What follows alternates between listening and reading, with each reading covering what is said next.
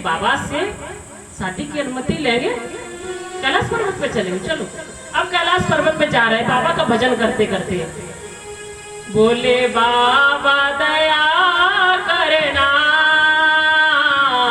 हम तेरे पुजारी है। कैसा भजन कर रहे हैं? विष्णु भगवान भजन कर रहे हैं, ब्रह्मा जी भजन करते हुए जा रहे हैं।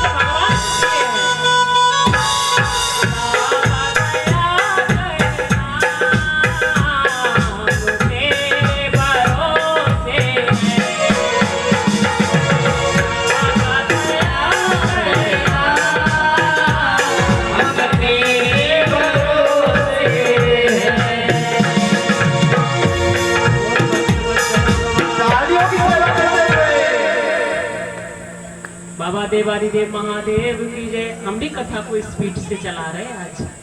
अब इतनी स्पीड भी नहीं हो जाए कि हम भी गिर जाओ, तुम भी समझ में नहीं आए। इसलिए चाहे कथा हो पाए चाहे नहीं हो पाए, अगली साल छुट्टियों में फिर देखेंगे, फिर समझाएंगे। जितना हो पाएगा उतना कर लेते। जल्दी जल्दी से भोले बाबा का विवाह कराएंगे।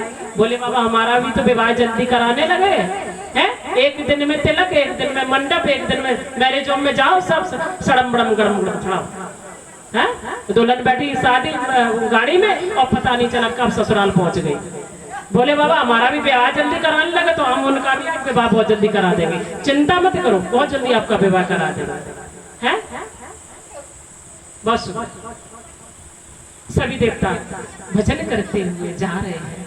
कैलाश पर्वत पर पहुंचे और कैलाश पर्वत पर पहुंच करके बाबा की स्तुति करते हैं। और बाबा की स्तुति कर करके अब भैया बोले कौन बोले अपनी सामत किसे करवानी है। अब तो विष्णु जी भी मुंह लटकाए खड़े, ब्रह्मा जी भी मुंह लटकाए खड़े और सारे देवता तो पीछे खड़े ही है। बोले कौन?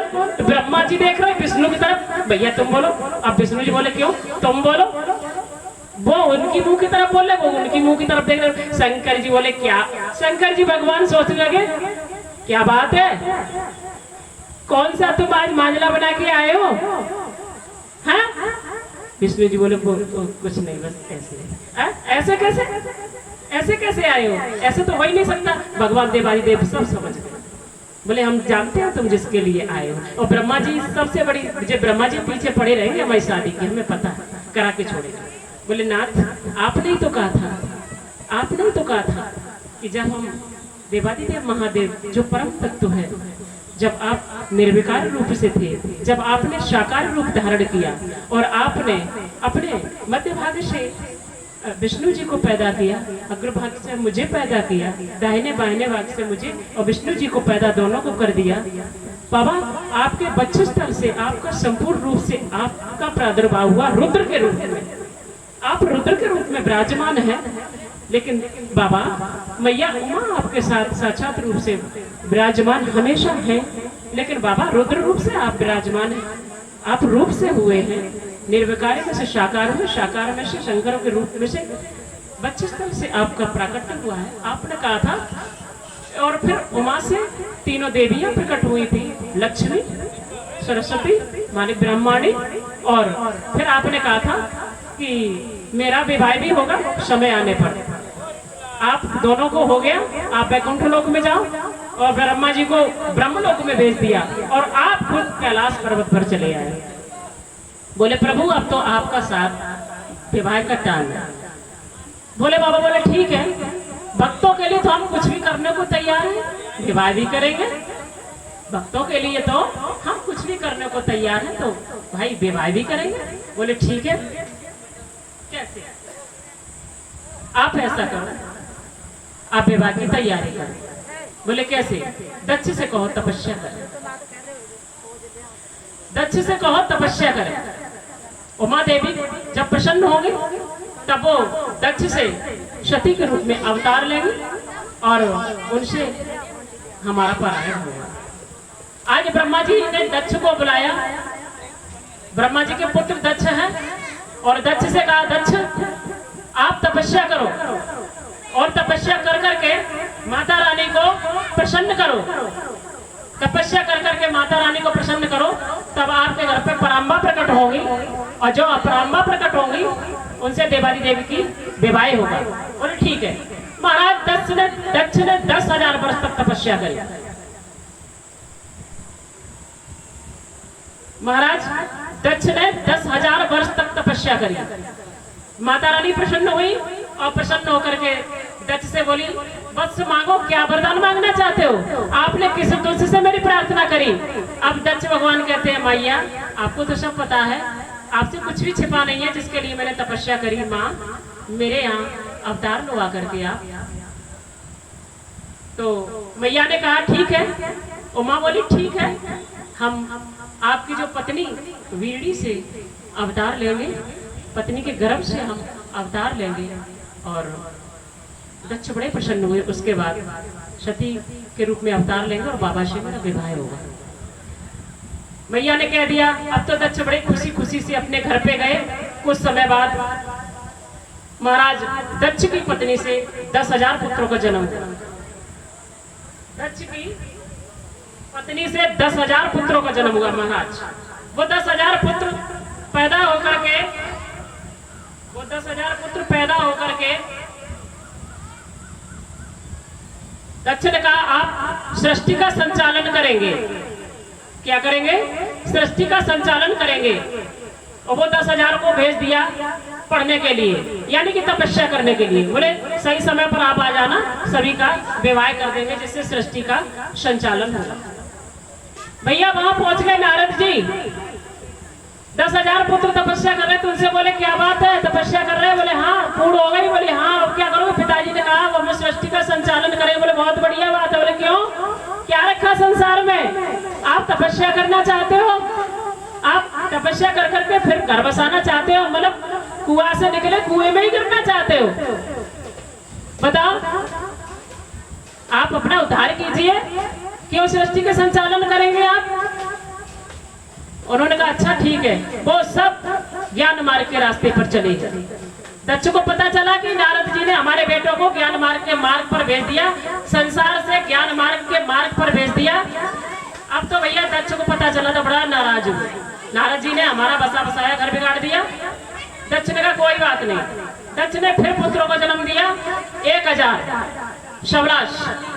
वो 1000 पुत्र भी दक्ष ने वही भेजे कि जाओ और संस्कार प्राप्त करके आओ, आप सृष्टि का संचालन करोगे। उन्होंने कहा ठीक है गए पिताजी, वो सब गए।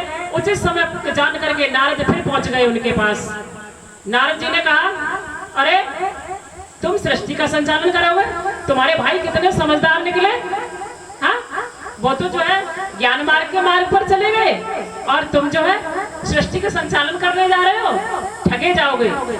वो भी चले, नारद की बातों में आ गए, वो भी ज्ञान मार्ग के मार्ग पर चले। अब तो भैया दक्ष बड़ा परेशान, दक्ष बड़ा परेशान। दक्ष ने नारद को उल्टा सीधा कहना शुरू कर दिया, रे मूढ़, रे दक्ष, दुष्ट, तूने मेरे पुत्रों को भटकाया है, तूने मेरे पुत्रों को भटकाया है। जा, मैं तुझे साथ देता हूँ, तू एक जगह कभी ठहर नहीं पाएगा। महाराज, नारद जी कभी एक जगह नहीं ठहरते हैं, कभी ब्रह्मलोक में, कभी वैकुंठ लोक में भ्रमण करते रहते हैं, भ्रमण करते रहते हैं। दक्ष से वरदान ये साथ जो भी समझो मिला हुआ है नारद जी को। नारद जी ने उस वरदान को स्वीकार किया।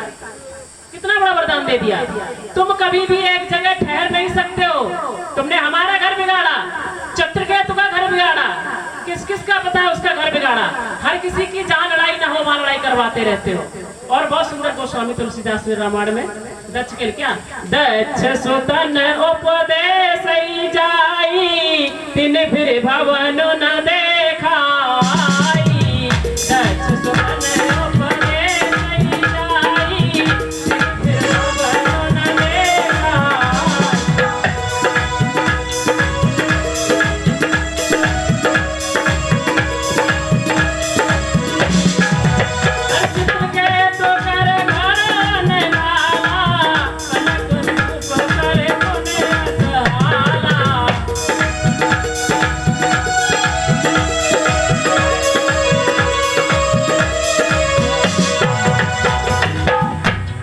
दक्ष सुतन नारद जी ने दक्ष के सुतों को भड़का दिया। महाराज, दक्ष का घर बर्बाद कर दिया। हाँ? और चित्रकेतु का घर बर्बाद कर दिया। अब दक्ष ने भी कह दिया, तुम भी कभी एक जगह नहीं, पैर रुकेगा, तुम भागते रहो। ब्रह्मा जी आए महाराज, ब्रह्मा जी आए। ब्रह्मा जी ने दक्ष को समझाया है, कोई बात नहीं, परेशान मत हो। नारद जी को भी समझाया है। और अब दक्ष के घर में, बीड़ी के गर्भ में मैया सती का प्रादुर्भाव होता है। मैया सती जिस दिन से बीड़ी के गर्भ में आई है प्यारे, महाराज प्रजापति दक्ष के 60 कन्याएं हुई है। शिव पुराण में तो यहाँ तक लिखा है, कोई कहता है सती बड़ी थी, कोई कहता है सती मझली थी, कोई कहता है सती छोटी थी। लेकिन एक बात बताऊं, ये कथा कई कई कल्पों की है। इसमें किसी कल्प में सती छोटी है, किसी कल्प में मझली है और किसी कल्प में बड़ी है। लेकिन सती का जब प्रादुर्भाव हुआ बीड़ी के गर्भ में, बड़ी खुश है, चारों तरफ हरियाली हरियाली छाई हुई है, मकरंद की बड़ी सुंदर हवा चल रही है, चारों सभी देवता बड़े खुश हैं, आकाश से फूलों की वर्षा हो रही है। मैया गर्भ में जिस दिन से आई है उस दिन से बड़ी खुशी है। आज महाराज दक्ष के घर में खुशियां मनाई जा रही है, अपार खुशी मनाई जा रही है। सही समय पर आने पर जगदम्बा का अवतार होता है और जब सती का अवतार होता है तो मैया बड़ी खुश होती है। सती मैया प्रकट हो जाती है, सती के सामने मैया बड़ी प्रकट हो जाती है। और मैया जब प्रकट होती है ना तो दक्ष को दिखाई देती है, दक्ष को दिख रही है। मैया केवल दक्ष को दिखी, मैया को नहीं दिखी। मैया को तो शिशु दिखाई दी थी। दक्ष ने प्रणाम किया, माँ आप आ गई। माँ ने कहा ठीक है। उन्होंने प्रणाम किया और प्रणाम कर करके मैया का अवतार जो है हो गया। बोलो भक्तवत्सल भगवान की जय, बोलो अष्टभुजे दुर्गे महारानी की जय। मैया सती बड़ी हुई समय के साथ। नारद जी एक बार आए, उन्होंने कहा कि सती का विवाह भगवान देवादिदेव महादेव के साथ होगा। आज सती ने अपनी मैया से कहा, मैया मैं बाबा की तपस्या करना चाहती हूँ, मैया मुझे अनुमति दो बाबा की तपस्या के लिए। तो मैया ने कहा कि नहीं बेटी, मैं तुम्हें जंगल में वन में तपस्या करने नहीं जाने दूंगी, आप घर में ही तपस्या करो। तो सती जी ने कहा कि ठीक है माँ, मैं घर में ही तपस्या करूं। महाराज सती जी ने नंदा व्रत किया था, भगवान देवादिदेव महादेव का नंदा व्रत किया था। नंदा व्रत कर करके सती ने कभी पत्ते खाए, कभी पानी पिया, कभी वायु का सेवन किया। अब तो भाई सब देवता बोले अरे सती मैया तो बड़ी कठोर तपस्या कर रही है, बाबा फिर भी नहीं पिघल रहे हैं, अब क्या किया जाए? क्या कैसे सती की परीक्षा को, सती की तपस्या को बाबा कैसे स्वीकार करेंगे? कैसे? तो सती, एक बात बताऊं प्यारे, तपस्या के बल से बड़े बड़े भारी काम किए जा सकते हैं। तपस्या, गोस्वामी तुलसीदास जी ने तपस्या के विषय बहुत सुंदर बात कही है। क्या? अरे तपवल रूप प्रपंच विधाता और तपवल विष्णु जगत जगत्राता, तपवल रचई प्रपंच विधाता, तपवल विष्णु सकल जगत्राता। तप के बल से ब्रह्मा जी ने सृष्टि का संचालन किया। महाराज तप के बल से तो किया। ब्रह्मा जी का नाम से जब प्रादुर्भाव हुआ तो ब्रह्मा जी देखने निकले, हम आए कहां से, गए कहां से? उसमें से आवाज आई तप। क्या आवाज आई? तप, तपस्या करो। और तपस्या के बल से ही विष्णु जी वैकुंठ लोक में है। तपस्या में बड़ी शक्ति होती है महाराज। हमारा जन्म ये तुच्छ है, एक मच्छर के बराबर है। हम 84 लाख योनियों में भटक रहे होते हैं।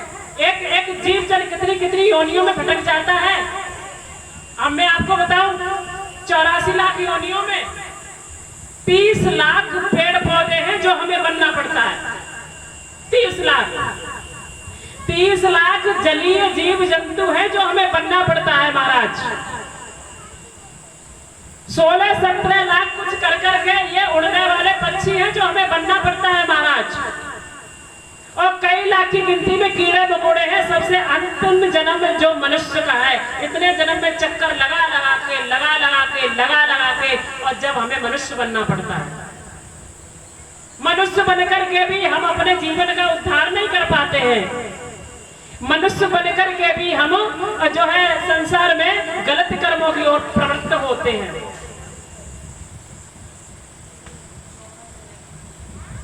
हमें मेरा शरीर प्रारब्ध को भोगने के लिए मिलता है।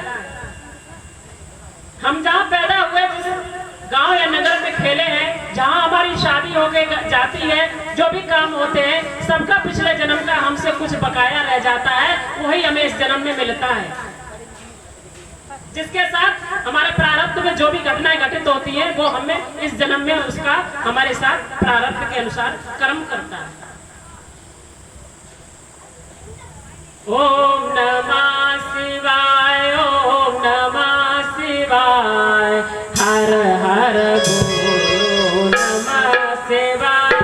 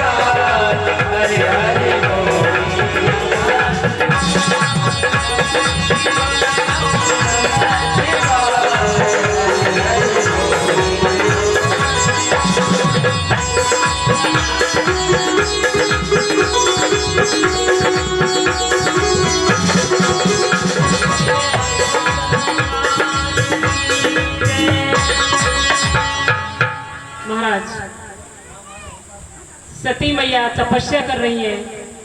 आज सभी देवताओं ने बाबा जी से कहा जाकर के, बाबा जी आपको कोई चिंता ही नहीं है। बाबा जी ने सुना नहीं, समाधि में मस्त है।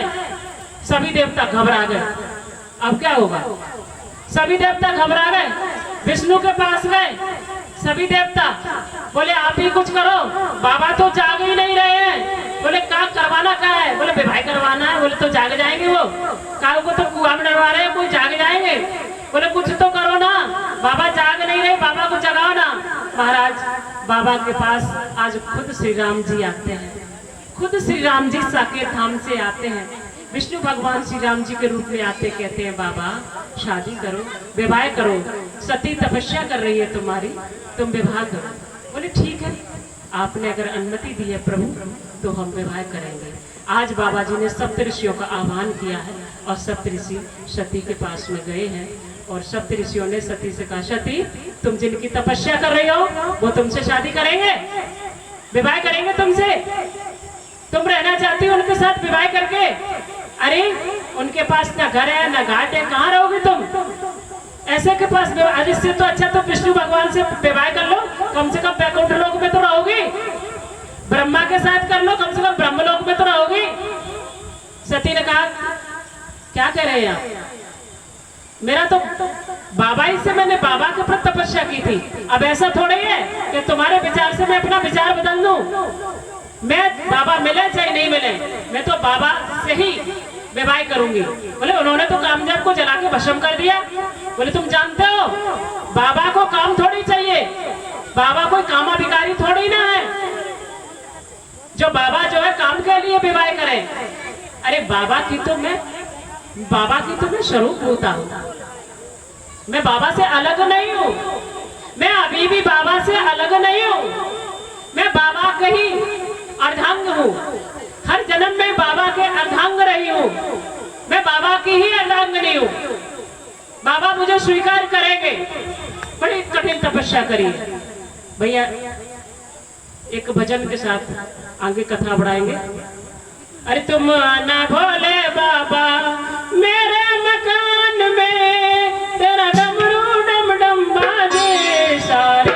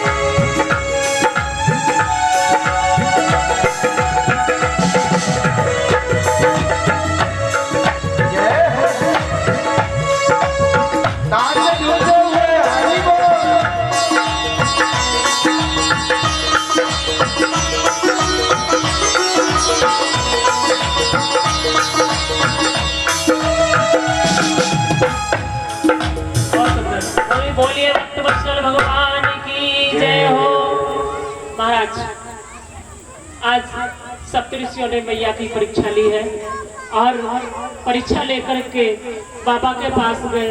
बोले बाबा मैया को आपको मैया बड़ी भक्त है, सारा शरीर सूख गया मैया का और मैया ने नंदा व्रत किया है, बाबा मैया को स्वीकार करो।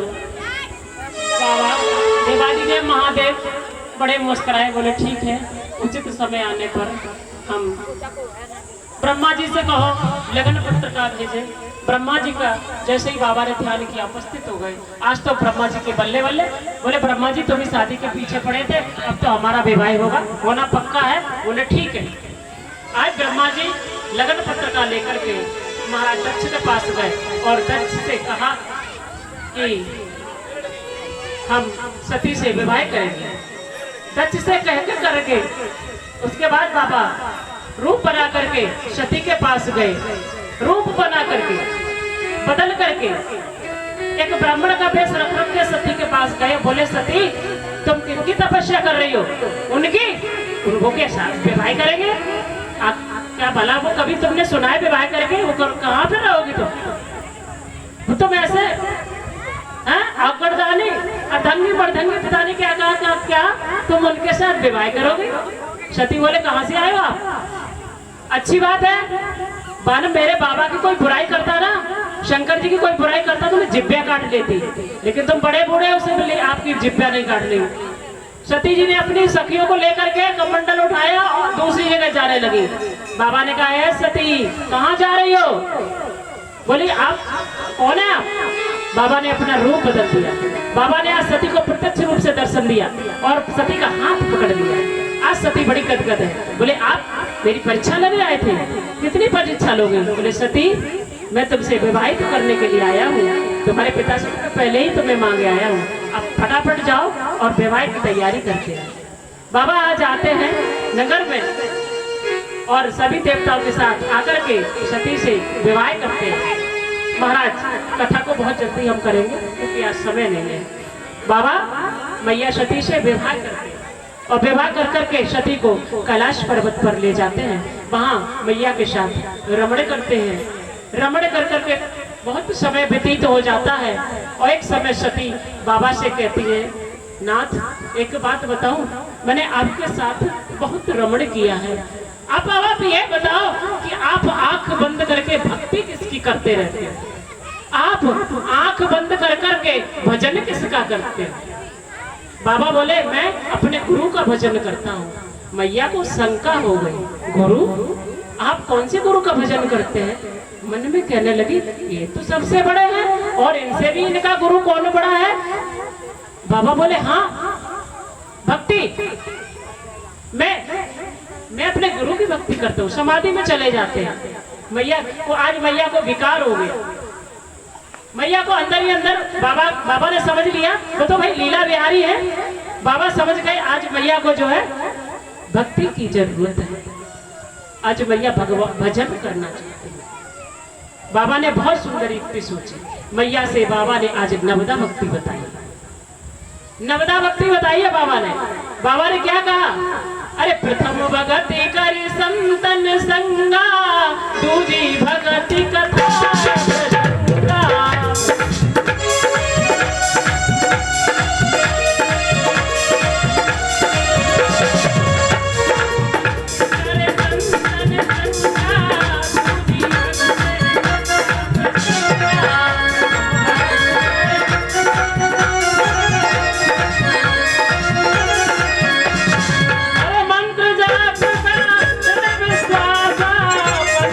भजन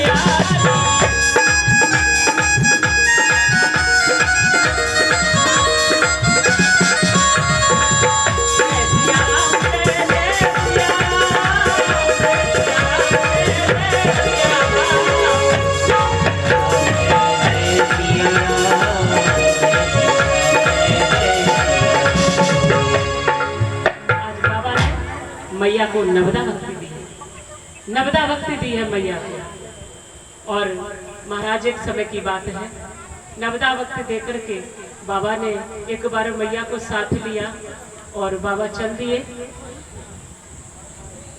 अगस्त्य ऋषि के पास में, बोले राम कथा सुनाइए।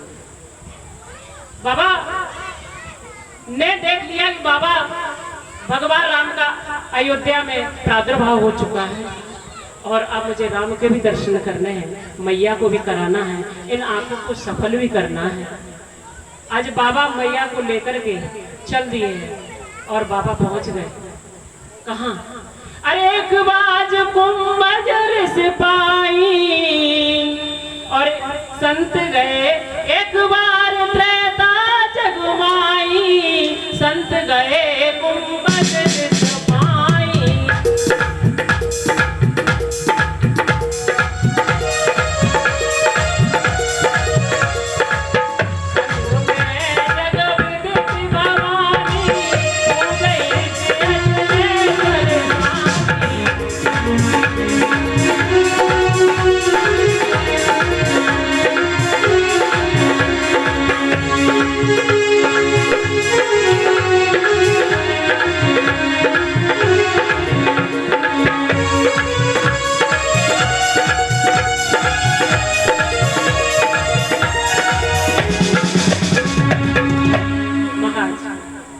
बाबा गए हैं अगस्त्य ऋषि के आश्रम में राम कथा सुनने के लिए। राम का अयोध्या में प्रादुर्भाव हो चुका है, बाबा को सब पता है, मैया को ले गए।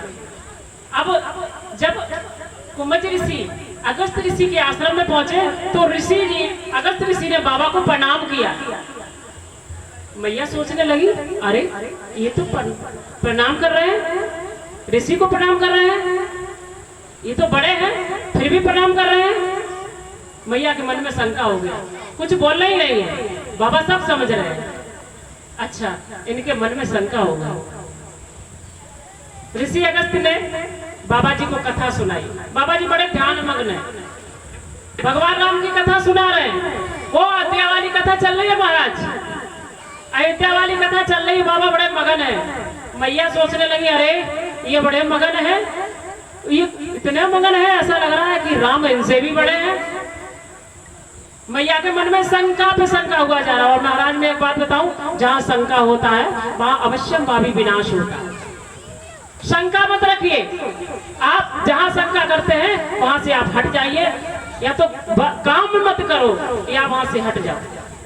शंका मत करो, शंका होता है वहां विनाश होता है। महाराज बाबा समझ गए, भगवान राम की पूरी कथा हो गई और बाबा जी चल दिए, बड़े मगन हैं राम जी। अब अगस्त्य ऋषि ने बाबा जी को प्रणाम किया, बाबा जी ने अगस्त्य ऋषि को प्रणाम किया। मैया बोली रो, दूसरा फिर शंका, अब तो ये भी इनको प्रणाम कर रहे, ये भी इनको प्रणाम कर रहे। मैया कुछ नहीं बोली, चल दी। आगे एक बहुत सुंदर एक घटना घटित होती है। कौन सी महाराज? उसी समय पे देखते हैं बाबा ने कहा इनकी शंका बिल्कुल दूर कर दी जाए। देखिए जब कोई मरीज होना तो उसका इलाज नहीं होगा तब तक वो मरीज सही नहीं होगा। बोले इलाज कैसे होगा? बोले बाबा बोले इनका इलाज भी करना जरूरी है। बाबा दंडक वन में जा रहे हैं, दंडक वन के रास्ते से जा रहे हैं और महाराज दंडक वन की रास्ते से राम और लक्ष्मण विलाप कर रहे हैं, हाँ सीता, हाँ सीता, सीता तुम कहाँ हो, सीता तुम कहाँ हो। बाबा जी ने देखा तो बाबा जी ने प्रणाम किया। भगवान राम रो रहे हैं, विलाप कर रहे हैं, सीता और वो भगवान भोलेनाथ प्रणाम कर रहे हैं। मैया सोचने लगी बाबा जी प्रणाम कर रहे हैं इनको और ये रो रहे हैं अपनी पत्नी के लिए। हाँ सीता तुम कहाँ चली गई, मेरी सीता को कौन चुरा ले गया? अभी तो हम कथा सुन के आए, सीता इन्हीं की पत्नी है, तो सीता को इनके होते हुए कौन ले गया? और ये अपनी सीता को रखा नहीं पाए और बाबा इनसे बड़े हैं जो बाबा इनको प्रणाम कर रहे हैं। मैया के मन में शंका हो, दूसरी शंका हो गई मैया के, शंका पे शंका होती जा रही है। मैया बोली एक बात बताऊं? बाबा बोले बोलो क्या बात है? हमें कुछ समझ में नहीं आ रहा। बोले क्या नहीं समझ में आ रहा? बोले आप इनको प्रणाम कर रहे हैं ना? बोले हाँ। तो कौन है? ये राम जी जगत के ब्रह्म है। बोले अरे ब्रह्म अपनी पत्नी के लिए विलाप कर रहा है, ये कैसा ब्रह्म है? बाबा बोले नहीं मानती हो तो तपस्या परीक्षा ले आओ।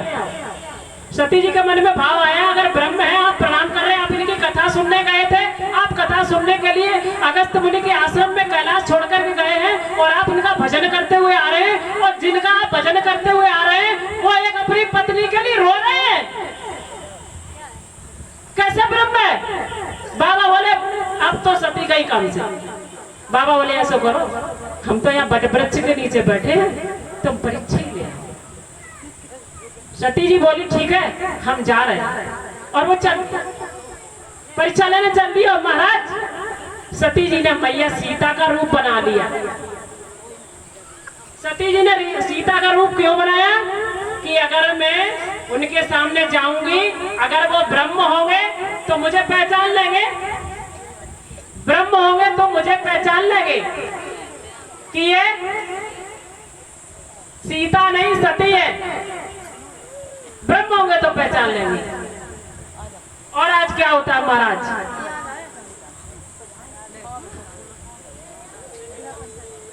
अरे मैं तो बैठी थी गंगा किनारे, मैं तो बैठी थी गंगा किनारे, अरे ऐसा थका दिया ओ भोलेनाथ मुझे अपना लिया, ओ भोलेनाथ मुझे अपना लिया, ओ भोलेनाथ मुझे अपना लिया, ओ भोलेनाथ।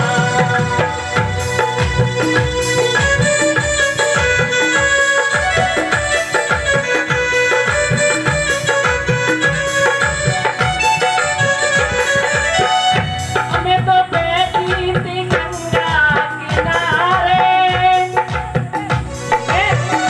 बाबा मैं आपका भजन में गंगा किनारे बैठी खोई हुई थी, और बाबा ने ऐसा सपने में धक्का मारा जो हम झाग से मेरा गंगा जी में चली गई। तो जब मेरे बात चिल्लाने लगी तो बाबा ने हाथ पकड़ लिया, अरे ऐसा धक्का दिया ओ भोलेनाथ, ऐसा धक्का दिया ओ भोलेनाथ मुझे अपना लिया, ओ भोलेनाथ मुझे अपना लिया, ओ भोलेनाथ। महाराज आज सती जी के मन में जो सीता जी का रूप धारण करके रामचंद्र के सामने पहुंची, और भगवान राम ने कहा अरे आप अकेली कहाँ घूम रही हो, बाबा को कहाँ छोड़ आई हो, आप अकेली, बाबा कहाँ है? अब तो भैया सती सुकुर मुकुर के इकट्ठी हो गई। बोले हैं इनने तो पहचान लिया, कलई खुल गई, अब तो मैं सकुत्ती मकुत्ती फिरे।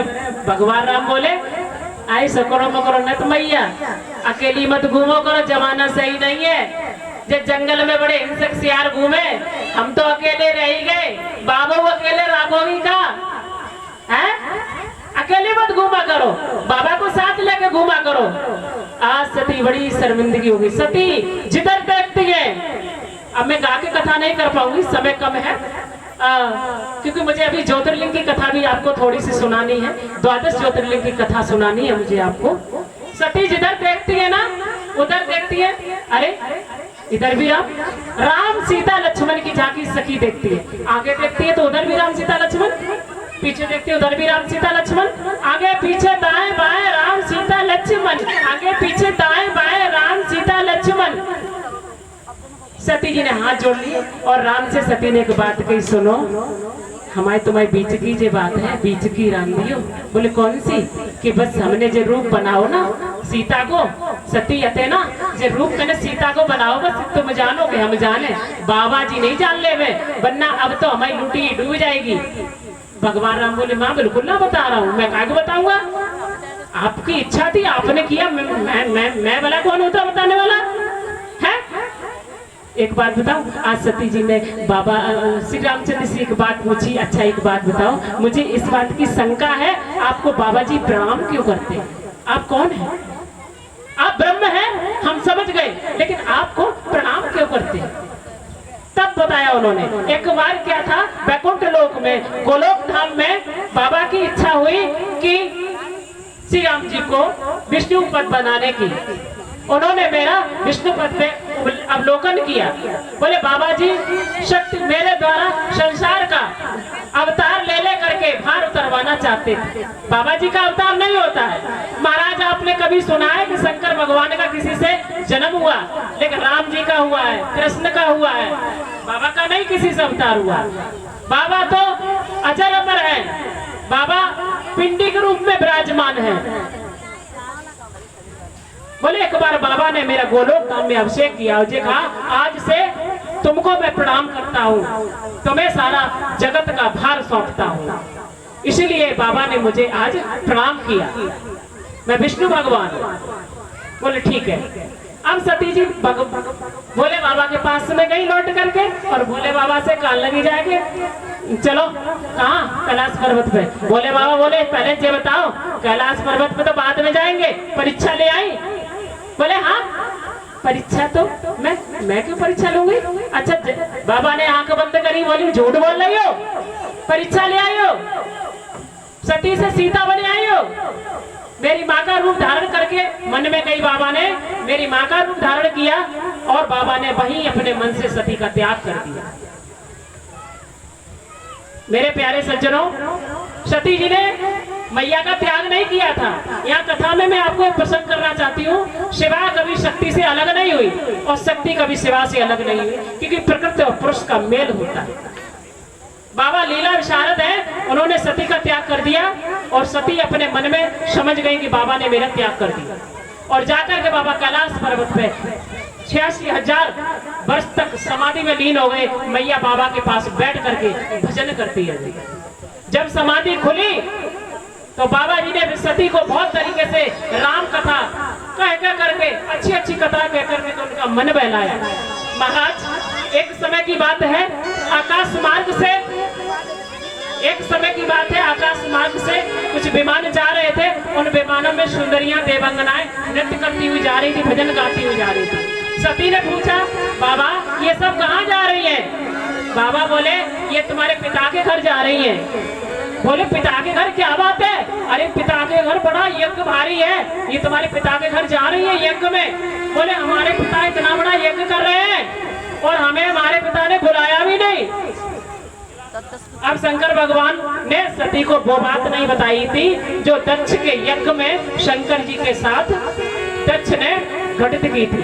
महाराज एक बार प्रजापति दक्ष का प्रयागराज में सम्मेलन चल रहा था, सभी देवताओं का सम्मेलन चल रहा था। सभी देवता उठ करके खड़े हो गए, महाराज शंकर जी खड़े नहीं हुए तो दक्ष ने शंकर जी को बड़ा बुरा भला कहा। अरे मैं प्रजापति दक्ष हो गया हूँ। एक बात बताओ, किसी छोटे आदमी को अगर कुछ पद मिल जाए ना तो उसे बड़ा घमंड आ जाता है। और आप समझ लेना जिसके पास 4 पैसा हो जाए और उसे घमंड आ जाए तो समझ लेना अधजल गगरी छलकत जावे। इसके पास पैसा तो आ गया, अभिमान आ गया, और इसके पास ज्ञान नहीं है। जिसके पास निधि आ जाए और ज्ञान नहीं हो तो वो सब बेकार है, सब बेकार है। महाराज दक्ष ने बड़ी गाली दी, शंकर जी चुप हो बैठे हुए। नंदी ने कहा ए दक्ष, ए मूढ़, बाबा को गाली दे रहा है। अगर अभी मेरे बस चलता तो तेरी हम जिब्बे काट लेते। ऐसे कहा। बाबा ने नंदी को शांत किया है महाराज, और बाबा जी वहां से निकल आए। सती बोली बाबा ऐसा कौन सा कारण है जो मेरे पिताजी ने मुझे बुलाया नहीं? मेरी छोटी बहन जी मीरा जो सैफई से आई थी, उन्होंने चुनरी उड़ाई, उनके लिए ताली। और जे मेरी डॉक्टर है सैफई में, ये हमारा चुनरी उड़ा के स्वागत कर रही है। भगवान इनकी सारी मनोकामना पूरी करें, इन पे कृपा बनाए रखें। तो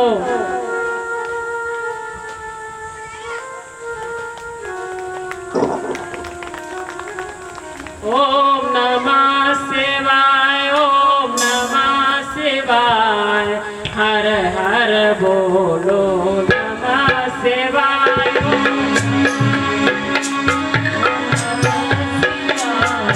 हर हर बोले नमः शिवाय। ओम नमः शिवाय। हर हर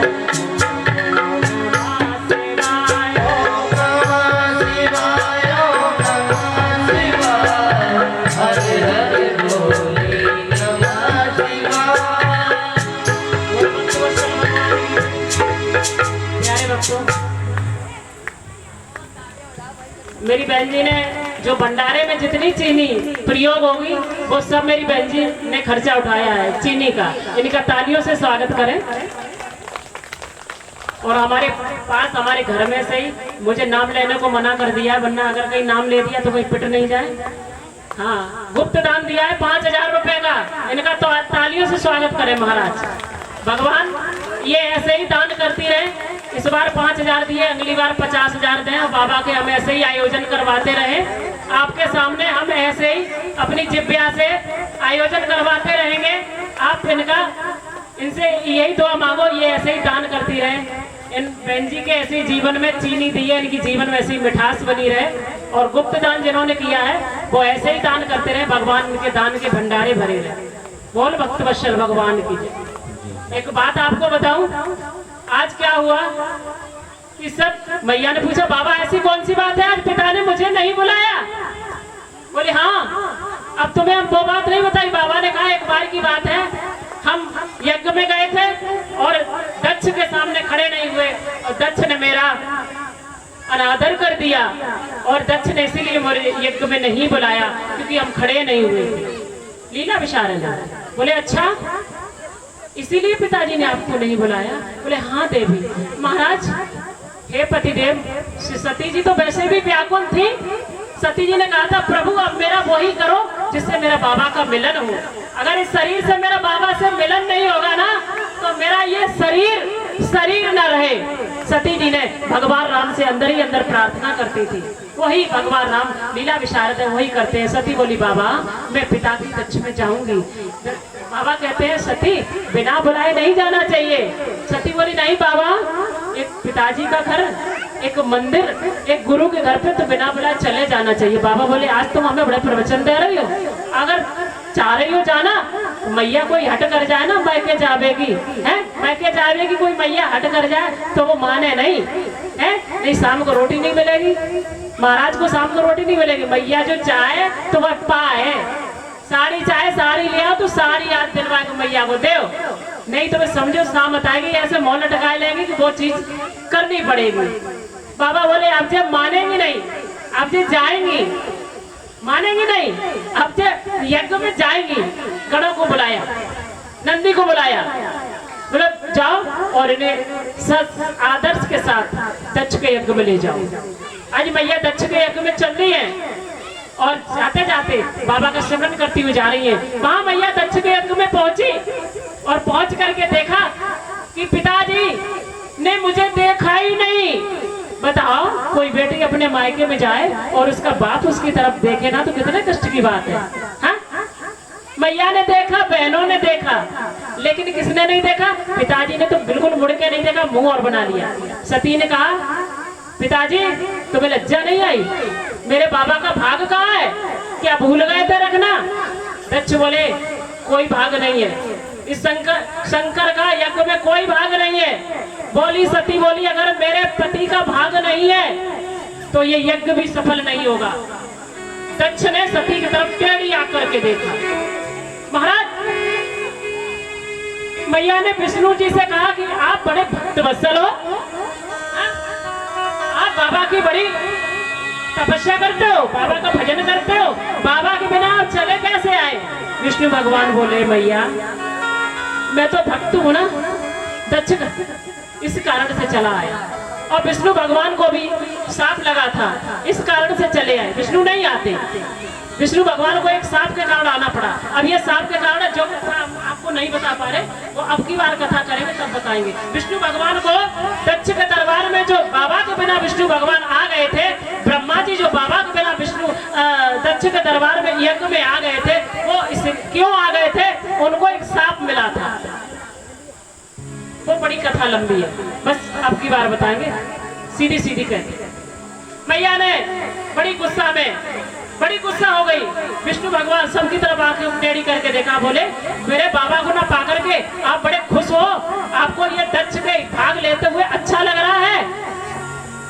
और मैया सती ने प्राण रंध्र के द्वारा वायु रोक ली, और वायु रोकने के बाद अंदर ही ज्वाला प्रकट कर ली, और मैया जल करके उसी यज्ञ में भस्म होने लगी।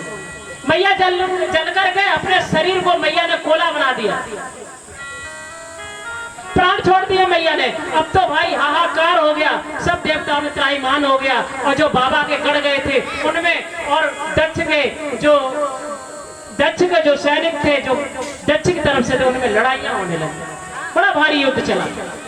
अब तो भाई दक्ष के जो तरफ के थे, इन्होंने इनको मारा, उनने उनको मारा, मार करके जो बचे थे 2-4% वो बाबा के पास आए कैलाश पे।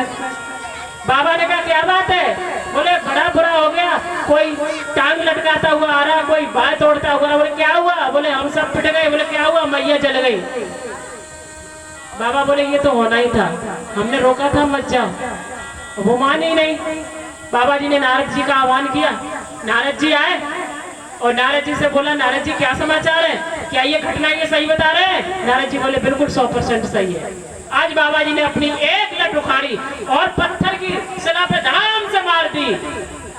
बाबा ने कहा वीरभद्र प्रकट हो गए। वीरभद्र जब प्रकट हुए, बाबा जी ने कहा जाओ वीरभद्र दक्ष का सर काट देना जाकर के। जिस दक्ष ने मेरा सत्कार नहीं किया कोई बात नहीं, अब सती का जिसने सत्कार नहीं किया सर काट देना। आज वीरभद्र, काली मैया सब अपने गढ़ों को, काली मैया 24 के साथ वीरभद्र अनन्य गढ़ों के साथ जा रहे हैं कोलाहल करते हुए। महाराज दक्ष के दरबार में पहुंचे और मार काट पड़ी है, दोनों तरफ से युद्ध चल रहे हैं। दक्ष ने विष्णु भगवान से कहा आप मेरी सहायता करो भक्तवत्सल। विष्णु भगवान ने कहा सहायता तो करेंगे तुम्हारी, हम तुम्हारी सहायता तो करेंगे, क्योंकि हम बाबा के बिना जो यज्ञ में आ गए सहायता तो करेंगे, लेकिन एक बात याद रखना हम तुम्हारी अंत तक सहायता नहीं कर पाएंगे। अब हम सहायता इसलिए करेंगे क्योंकि भक्तवत्सल आप मुझे प्रभु मानते हो और मैं भी भक्तों के बस में हूँ। विष्णु भगवान ने बाबा का आह्वान किया, बाबा मैं भी भक्तों के चक्कर में पड़ा हूँ, इसलिए मुझे युद्ध करना पड़ा, बढ़ रहा है वीरभद्र के साथ में। बाबा बोले कोई बात नहीं, मैं इसे इशारा कर दिया करो युद्ध, हारना तो ही बेटा तुम्हें। वीरभद्र ने विष्णु भगवान को भी हरा दिया। विष्णु भगवान लड़ के वैकुंठ लोक में चले गए, ब्रह्मा जी भी चले गए, और वीरभद्र ने दक्ष का सर काट दिया। किसी की आंख फोड़ दी, किसी का हाथ तोड़ दिया। और बाबा जी ने मैया को आकर के उठा लिया महाराज, और सारी सृष्टि में घूम रहे हैं, पृथ्वी में घूम रहे हैं मैया के, जहाँ पर अब सारे देवता बड़े बाबा तांडव कर रहे हैं। तीसरा आंख खोल करके पूरा शरीर डोल रही है, जगमगा रही है। अब तो त्राईमान बोले क्या किया जाए, बाबा को शांत करो। मैया का शरीर जो इनके ऊपर गोला वाला रखा है, जला हुआ शरीर रखा है, इसको विष्णु भगवान से कहा अपने चक्र से काट दो। महाराज सती का शरीर था, विष्णु भगवान ने चक्र से काटा है, इनके शरीर के 52 टुकड़े होकर के पृथ्वी पर गिरे हैं महाराज। आज वो 52 मठ के नाम से प्रसिद्ध है। इस तरह से सती का और बाबा का आख्यान हुआ। उन्होंने कहा कि सती इस जन्म में तो चली गई, लेकिन आह्वान करके गई थी बाबा मैं अगले जन्म में जहां भी पैदा हूं मैं आपकी अर्धांगिनी बनी। अगले जन्म में सती दक्ष के यहाँ, अगले जन्म में सती महाराज पर्वत के यहाँ पैदा होता, हिमालय की बेटी बनती है। अब एक बहुत अच्छा प्रसंग है, छोटा सा संक्षेप में बताना चाहते हैं। जो ये दक्ष की कन्या थी स्वदा, 60 कन्याओं में से एक कन्या थी स्वदा। महाराज को पितरों को ब्याई थी, पितरों को ब्याई थी, और स्वदा की 3 कन्याएं थी। कौन कौन? कलावती, नैनावती और कलावती, नैनावती, सुनय, 3 कन्याएं थी। और ये तीनों कन्याएं एक बार बैकुंठ लोक में घूमने गई। बैकुंठ लोक में जब घूमने गई तो महाराज वहां सनक, सनंदन, सनातन 4 ऋषि विष्णु भगवान के दरबार में आए हुए थे। तो सभी ऋषि मुनि वहां पर बैकुंठ लोक में खड़े हो गए और ये खड़ी नहीं हुई। तीनों कलावती, धन्या और नैनावती ये खड़ी नहीं हुई। उन 4 ऋषियों ने, जो सनक, सनंदन, सनातन, चारों ऋषि थे, उन्होंने इनको साथ दे दिया। अरे सब लोग खड़े हुए हमारे स्वागत के लिए और तुम तीनों देवियां खड़ी नहीं हुई, जाओ तुम्हें पृथ्वी पर जन्म लेना पड़ेगा। तुम तीनों पृथ्वी पर जन्म, तुम्हें मृत्युलोक में जाना पड़ेगा। इसकी सजा तुम्हें मृत्युलोक में भुगतनी पड़ेगी। तुमने जो मेरा आदर नहीं किया। अब तो भैया तीनों देवियां पैरों में पड़ गई। तीनों देवियां ऋषि के पैरों में पड़ गई। अरे मेरा उद्धार करो, आपने अब शाप दे दिया, मेरा उद्धार करो। बोले बड़े ऋषि अगर शाप भी देते थे महाराज तो बड़े दयालु भी होते हैं। उन्हें कहा ठीक है, मैं आपको एक उपाय बताता हूँ। आप मृतलोक में तो आपको जाना पड़ेगा। तीर कमान से, बात जबान से प्राण शरीर से निकल जाते हैं मेरी बहन, तो वापस नहीं आते। अब आपको जाना तो पड़ेगा, जन्म तो लेना पड़ेगा, लेकिन आप के जो गर्भ से 3 कन्या पैदा हुई वो साक्षात देवी पैदा हुई। कौन? बोले जो ये नैनावती है ना, इनके गर्भ से पार्वती का जन्म होगा, नैनावती। और ये धन्या है ना, इनके गर्भ से सीता जी का जन्म होगा। और जो ये कीर्ति है ना, कलावती है ना, इनके गर्भ से महाराज राधा रानी का जन्म। आप तीनों देवियों को पैदा कर करके पुनः वैकुंठ में आ जाओगे। बोले ठीक है। तीनों देवियों के साथ ये हुआ। अब तो भैया जो नैनावती थी उनकी महाराज मैना की शादी पर्वत के साथ हुई, हिमालय के साथ, पर्वतराज के साथ। उस समय आने पर मैया उदर में आई और उदर में आई मैया का जन्म हुआ। मैं बड़ी संक्षेप में कथा कह रही क्योंकि मुझे 12 ज्योतिर्लिंग की कथा आज जरूर करनी है। उदर में आकर के कुछ समय बाद मैया ने बाबा की तपस्या करी और तपस्या कर करके मैया ने बाबा को प्राप्त किया। आज बाबा जी की शादी, बाबा भोलेनाथ की शादी हो रही है और बाबा भोलेनाथ की शादी में सब लोग तैयारी कर रहे हैं बारात ले जाने की। विष्णु जी, शंकर जी सब लोग तैयार कर रहे हैं। बड़े बड़े भूत हैं साथ में, सब लोग तैयारी कर रहे हैं। आज नगर में आए तो छोटे छोटे जितने बच्चे थे सब भाग गए। बोले कहाँ? बाबा आए, भूत आया, भागो भागो, भूत आया यहाँ पर। हाँ? बच्चे सारे छिप गए। अब एक मैया थी निकल के आई, बोली विष्णु को देख करके बोली एक बात बताओ कि हाँ कि ये दूल्हा यही है कि कौन? अरे ये तो हाँ, ये दूल्हा इतना सुंदर, तो बारात कितनी सुंदर, दूल्हा तो बस विष्णु को देख करके।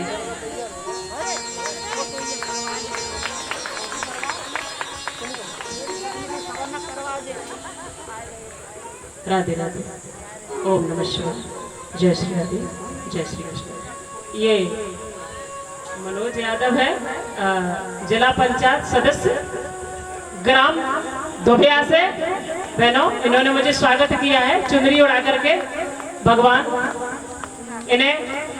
और ये आज अपना समय निकाल करके जो ये पंडाल में उपस्थित हुए हैं और ये हमारी सारी टीम का हमारे साथ स्वागत कर रहे हैं।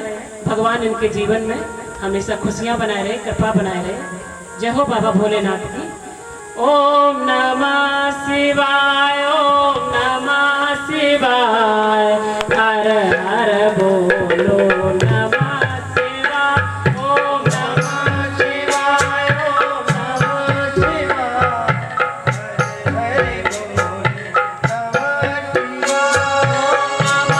शिवाय, हरे बोलो नमः शिवाय, ओम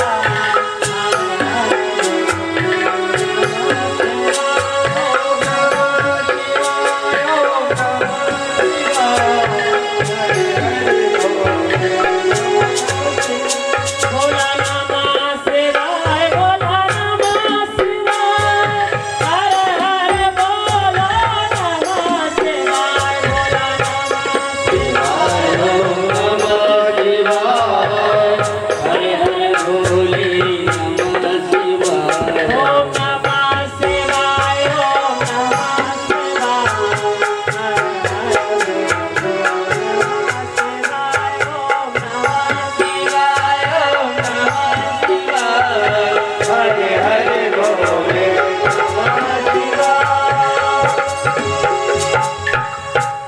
आज विष्णु भगवान से एक मैया कहने लगी, एक बात बताऊं, ये दूल्हा तुम ही हो?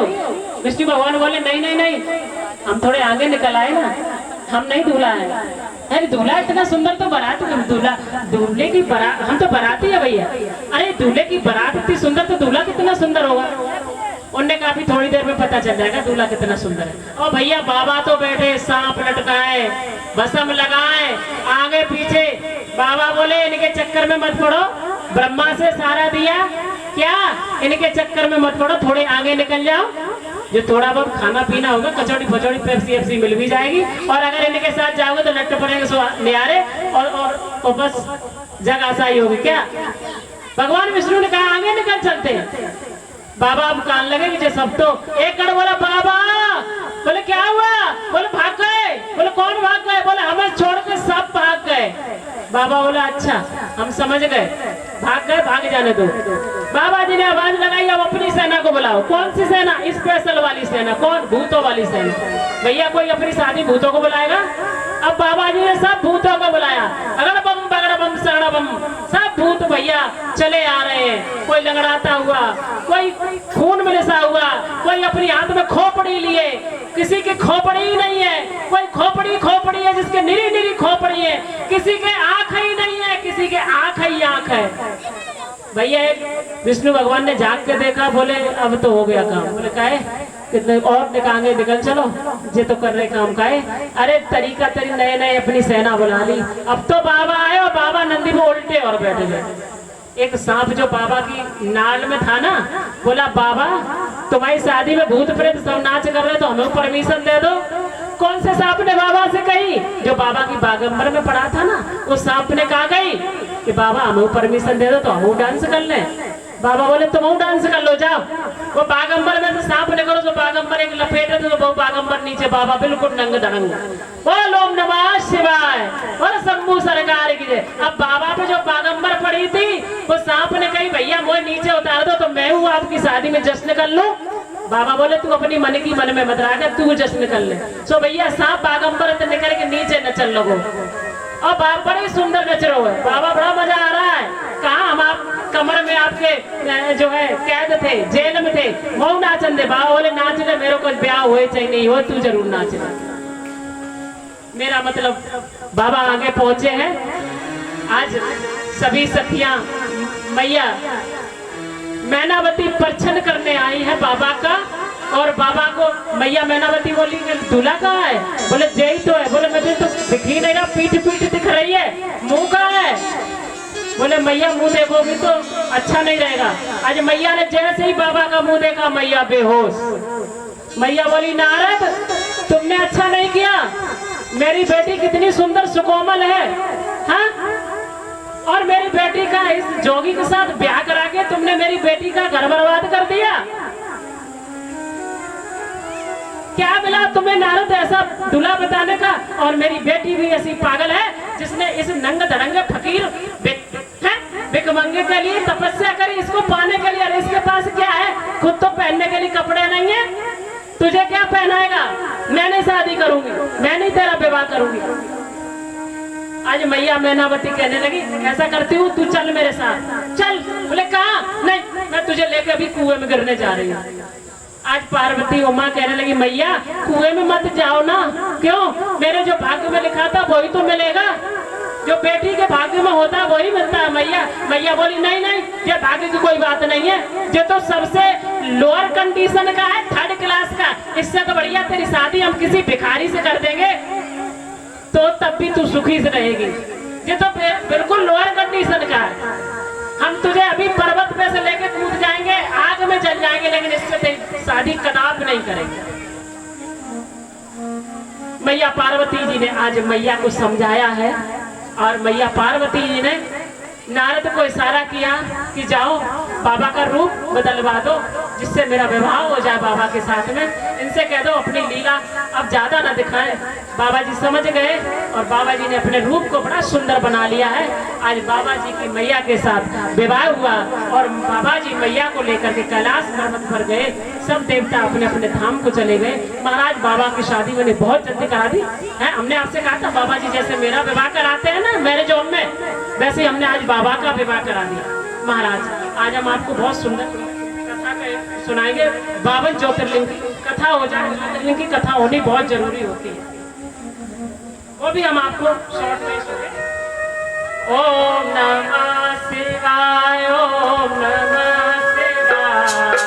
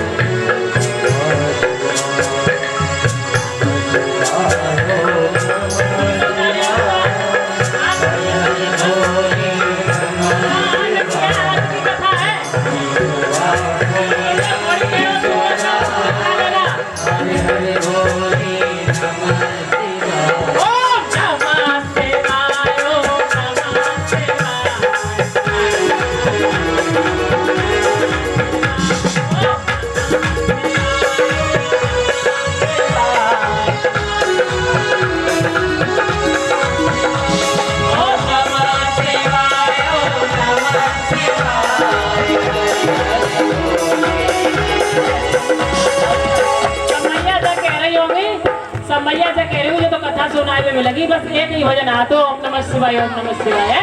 अब मैं क्या करूँ, मेरी शासन में ही ओम नमः शिवाय रमाएगा वो है, तो मैं क्या कर लूँ। अच्छा, हम आपको भजन सुना, चलो अब नाच दो है, फिर हम कथा सुनाते हैं। बस आपको आध घंटा हम कथा सुनाएंगे, फिर हमारे ऋषि भैया आएंगे। आध घंटा और सुन लो मेरी कथा। एक भजन हम आपको सुना रहे हैं, उसको थोड़ा नाच देना। उसके बाद ज्योतिर्लिंग की कथा हम थोड़ी सी सुनाएंगे आपको, है। तो काशी कौन कौन चलेगा मेरे साथ? काशी हाथ उठाओ, है। बाबा विश्वनाथ की नगरी काशी कौन कौन चलेगा? तो आप नहीं जाओगे? चलोगे ना? हाँ। अरे काशी की टिकट कटा दे मेरे भोला, काशी की टिकट कटा दे मेरे भोला, बैठे बेला मैं जाऊंगी मेरा भोला बनाऊंगी, बैठे बेला मैं जाऊंगी मेरा भोला बनाऊंगी, काशी की टिकट कटा दो मेरे भोला, काशी की टिकट कटा दो मेरे भोला, बैठे बेला मैं जाऊंगी मेरा भोला बनाऊंगी, बैठे बेला मैं जाऊंगी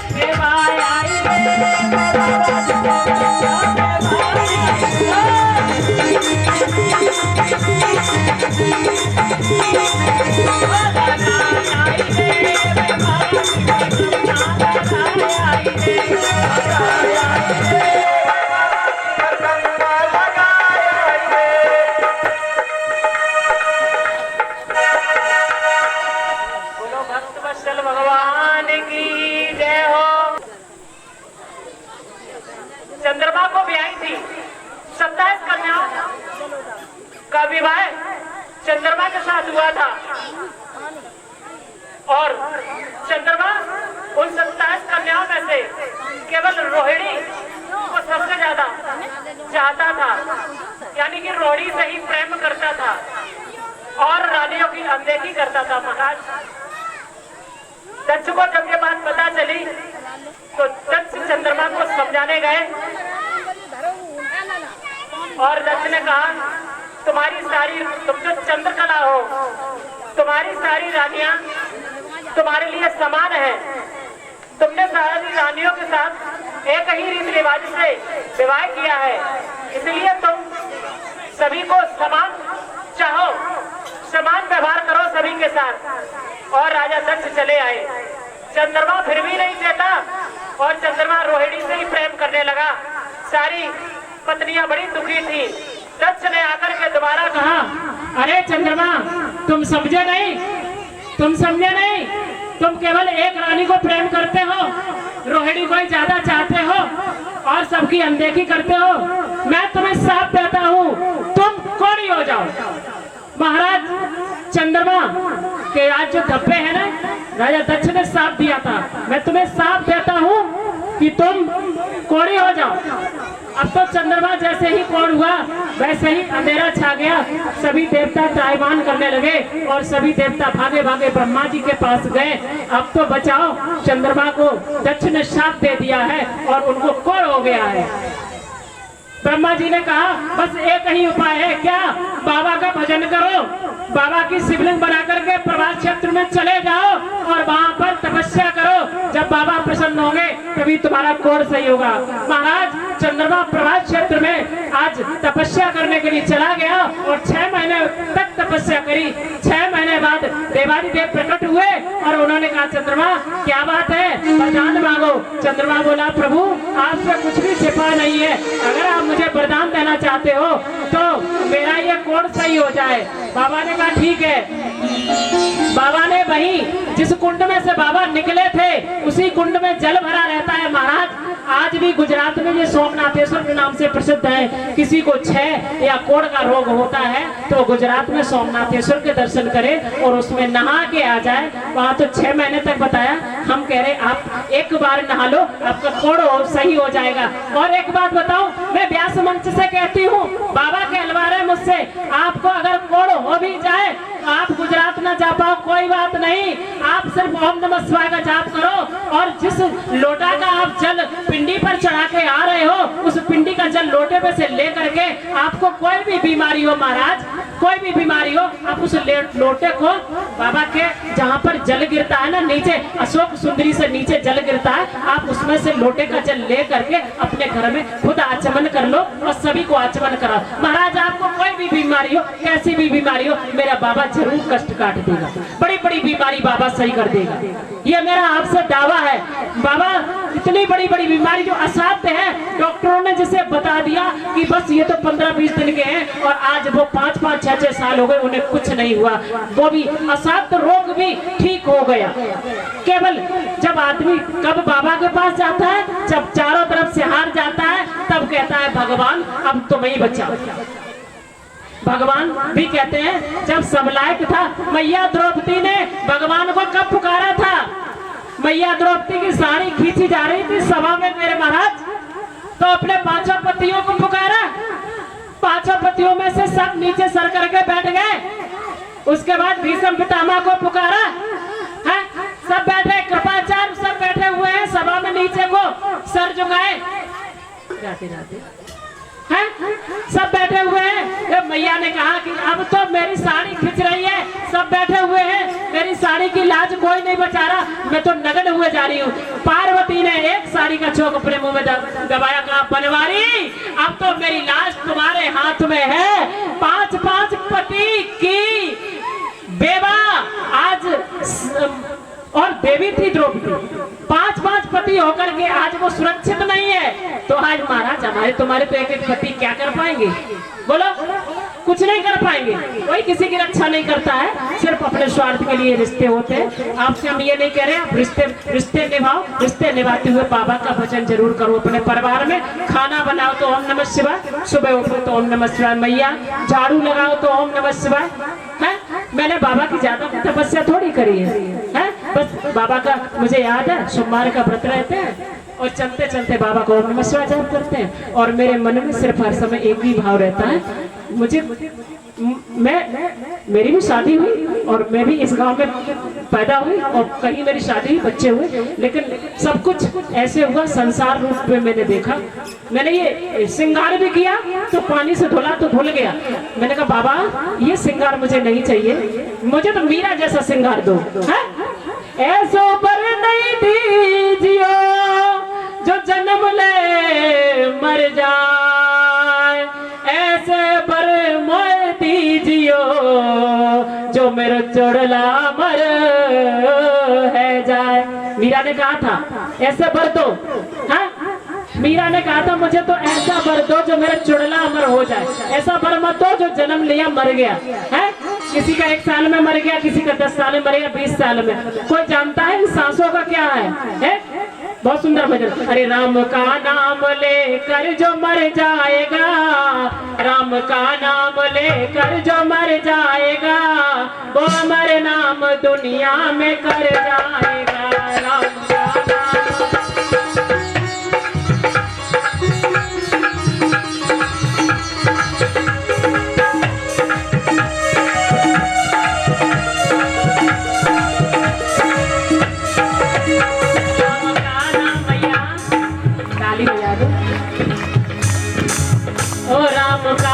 भैया पीछे वाले आप ताली बजवा लेंगे, हम कथा नहीं कहेंगे।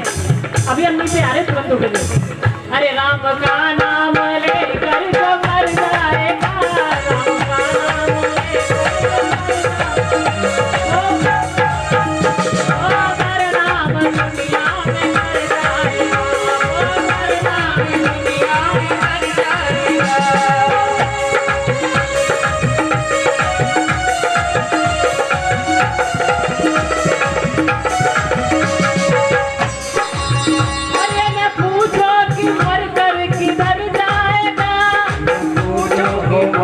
किधर जाएगा। लोग कर करके कहाँ जाते हैं पता है? नहीं पता ना।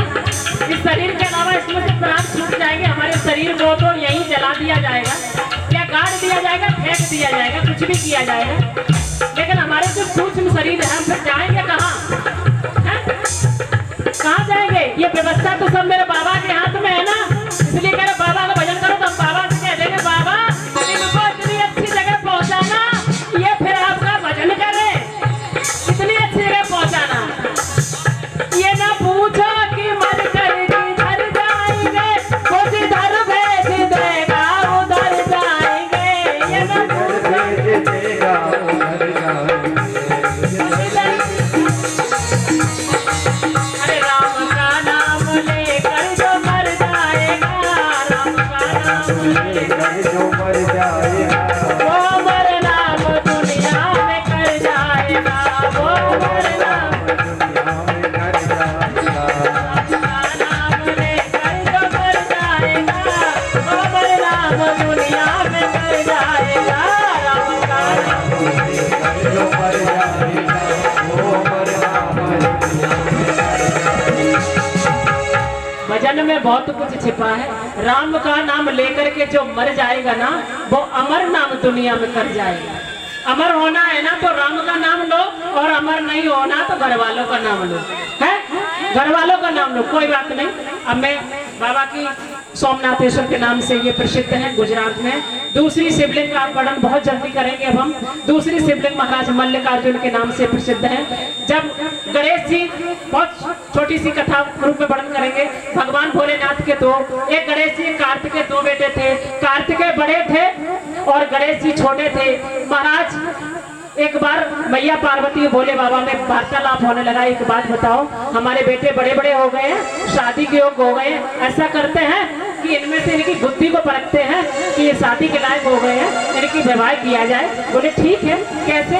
कि अच्छा इनसे ये कहते हैं कि तुम पृथ्वी की परिक्रमा लगा के आओ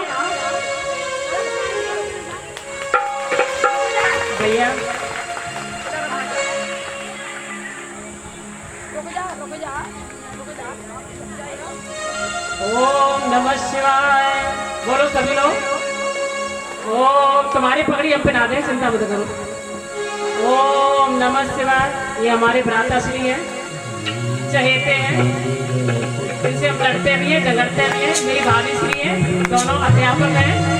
इन्होंने हमारा पगड़ी बांध के स्वागत किया। भगवान इनको निर्दात बढ़ाए, इन पे हमेशा कृपा बनाए रखें। इन्होंने हमारा पगड़ी पहना के स्वागत किया है। जरूरत नहीं है हमें तेरे पैरों की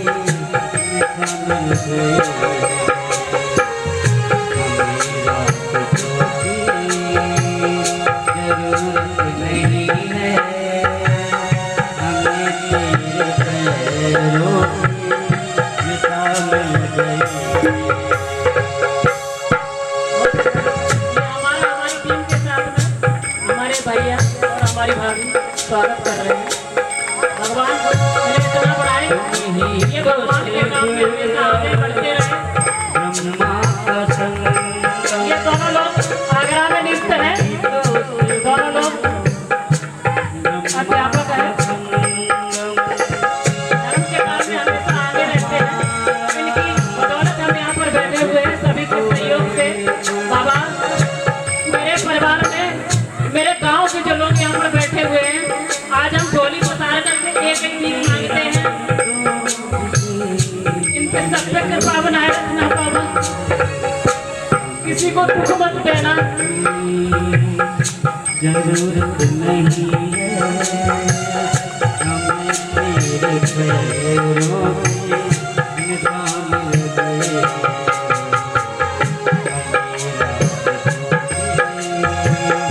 जरूरत नहीं है हमें तेरे पैरों की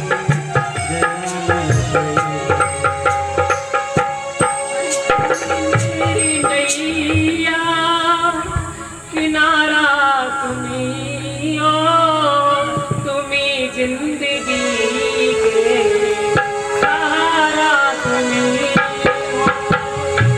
तुम्ही मेरी नैया किनारा तुम्ही हो,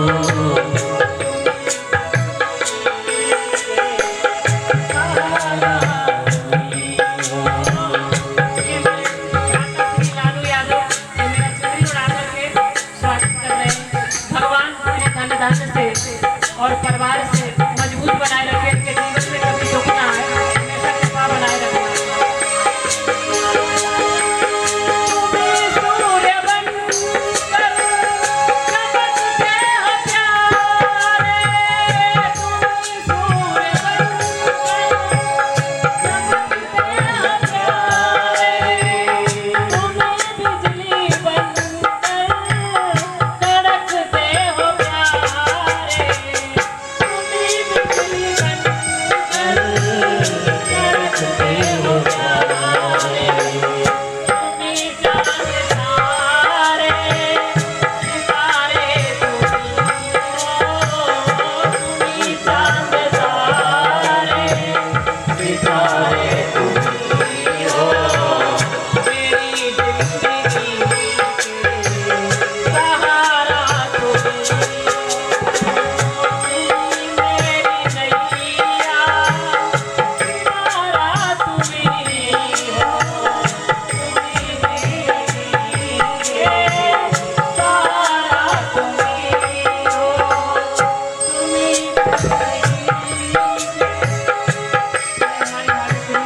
लालू की धर्म पत्नी ये हमें सुंदर उड़ा करके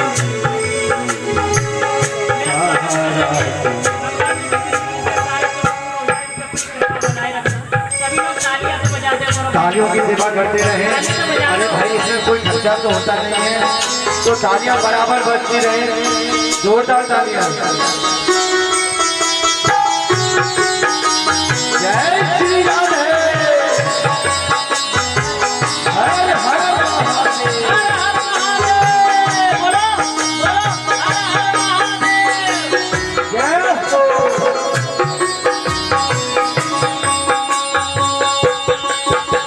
ये नर्तन का चोला बनाया है तुमने,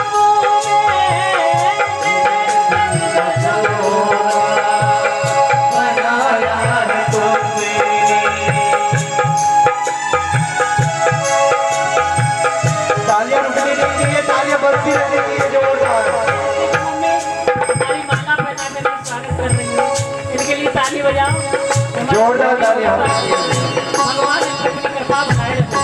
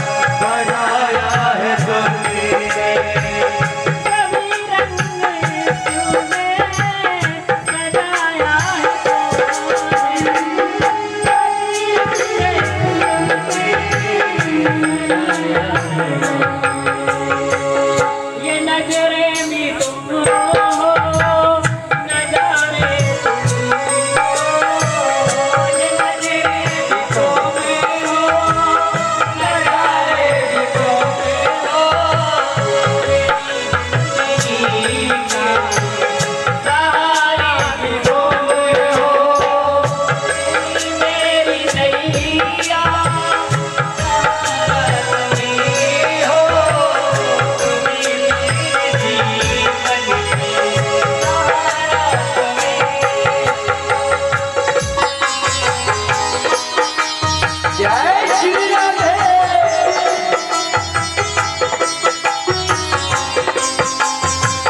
आगे सेवा करते रहिए बराबर। हरि बोल।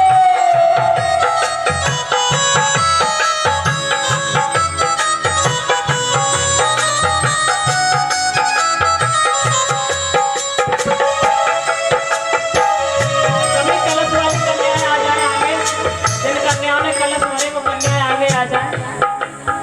जिन कन्याओं ने कलश भरे हुए हैं वो लोग मंच के पास आ आ जाए। जाओ कलश भरे वो कन्या, आ जाओ आ जाओ। कलश भरे सारी कन्या निकल करके आगे आ कलश जाओ। वाली बहनें सभी ध्यान दें, जो भी हो कलश वाली बहनें वो मंच के पास आ जाए। अरे सात कुआरी मंदिर खड़ी, दर्शन को मांगे घड़ी घड़ी।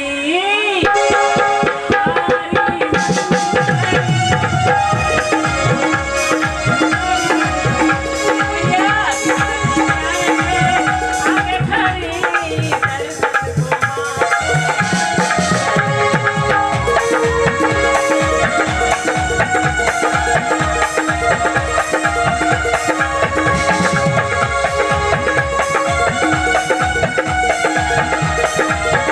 बोले दुर्गे महारानी मैया में। अरे एक कन्या कहने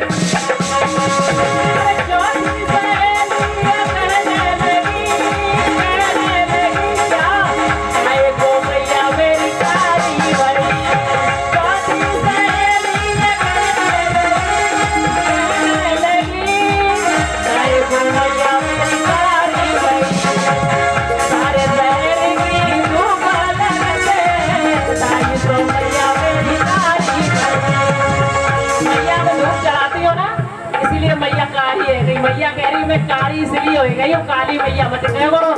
मैया बड़ी बड़ी धूप लगावे, अग्यारी जब तक मुँह में नहीं तब तक मैया मेरे दर्शन को नहीं जा अग्यारी होती हो। मैया क्या कहती है फिर 4 बजे कारी हो गई है? सारे शहर की धूप में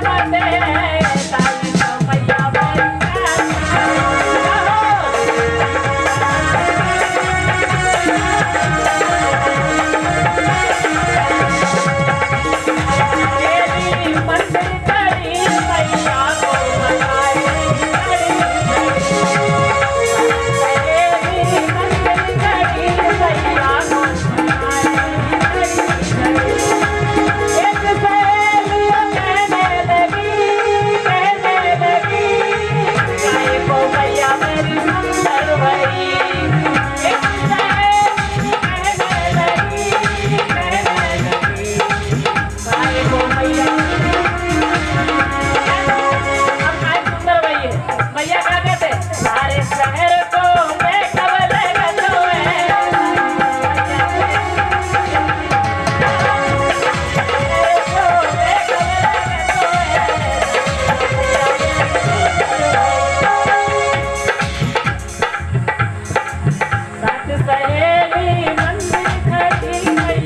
तो मैया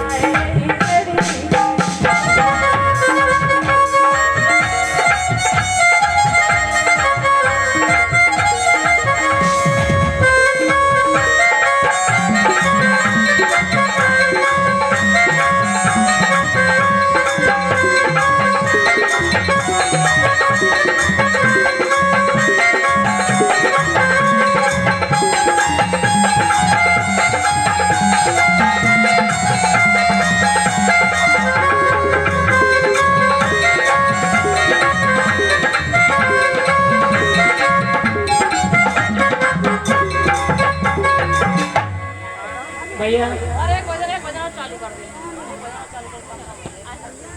एक भजन की और रिक्वायरमेंट हो रही है, चलो एक भजन और गा देते हैं।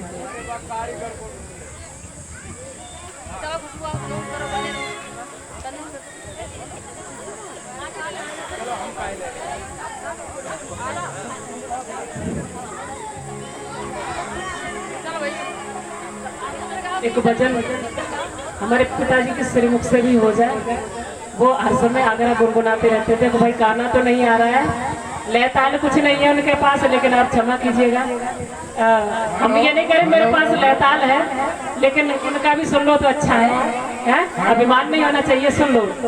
एक भजन है, काया खोजी भजन है, मेरी बहन जी नृत्य करना चाह रही है, काया खोजी भजन है। अरे कारीगर को ढूंढ ले जिसने ये किला बनाया, कारीगर को ढूंढ ले जिसने ये किला बनाया, कारीगर को ढूंढ ले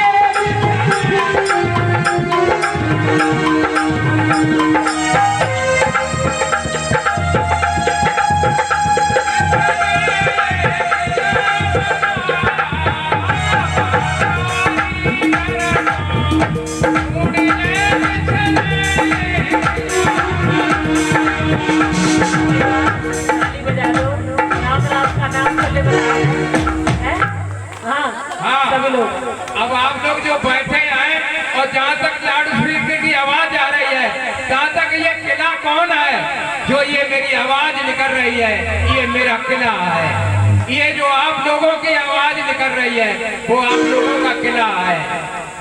इस किला के बारे में भगवान बता रहे हैं। आप लोग जितने लोग बैठे हैं ये सब अपना अपना किला लेके बैठे हैं। ये आपके ऊपर भजन है, ये किसी दूसरे के ऊपर भजन नहीं है। आप अपने को स्वयं समझे और उसने इसमें क्या क्या लगाया है वो भी बताया है। 5 परमात्मा ने ये जो आपका किला बनाया है इसमें क्या क्या चीज लगाई है वो भी बताई है, और हम सब चीज आपको बता रहे हैं कि जो किला लिए आप लोग घूम रहे हैं, बैठे हैं, कोई भैंस को सानी दे रहा है, कोई गाय को सानी दे रहा है, कोई चाय पी रहा है, किला लेके उस किला के कैसे बनाया है परमात्मा ने, उसी के आपके किला के बारे में मैं वर्णन कर रहा हूँ। कृपया जो जहाँ तक आवाज जा रही है सभी लोग अपने किला के बारे में सोचें। अरे बा कारीगर को ढूंढ ले जिसने ये किला बनाया।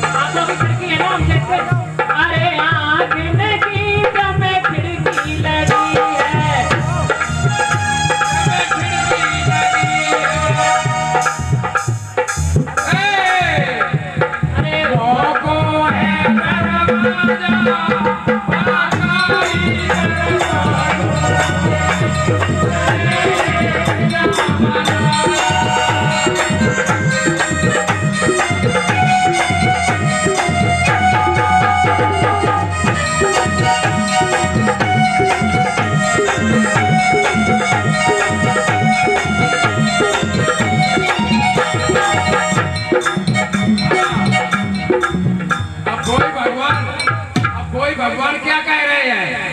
उन्हीं से कह रहे हैं जिसके जो किला लिए बैठे उन्हीं से कह रहे हैं। क्या कह रहे हैं? अभी हाल ही में शादी हुई है। अरे क्या है, इनके पति देव पुलिस में है, हमारा स्वागत कर रही है आगरा से आकर के।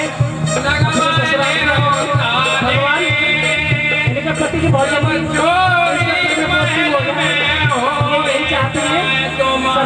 तालियों के साथ इनका सहयोग करेंगे। होता ले लाखों तारे लगवा लो, जब इस भवन की, इस महल की जब वो चोरी करने आएंगे ना, तो आप जान भी नहीं पाओगे। सब दरवाजे खिड़की टूट जाएगी और आप का ये जो महल है वो बदबू देने लगेगा, क्योंकि इस भवन से, इस महल से परमात्मा का अंश निकल जाता है, तो उसे कोई पहचानता नहीं है। फिर न माँ, न भाई, न बाप, न कुटुंब, न परिवार, सब कहते हैं अब शमशान भूमि ले चलो इस महल को। इसलिए जब तक आपकी आवाज निकल रही है, तब तक ही आपको हर आदमी पहचान रहा है कि ये मेरे भाई है, ये मेरे चाचा है, ये मेरे मामा है, ये मेरे ताऊ है। इस महल से जब भगवान की चोरी हो जाएगी, जो परमात्मा का अंश है ये निकल जाएगा, तो ये बदबू देने लगेगा। अतः आप लोग उस परमात्मा को भजो। कैलाश पर्वत पे पार्वती मैया और शंकर भगवान बैठे थे, तो पार्वती मैया ने शंकर भगवान से कहा है कि हे भगवान शंकर जी, इस युग में हर आदमी दुखी क्यों है? तो शंकर भगवान ने क्या कही है पार्वती जी से? हाँ ध्यान दे,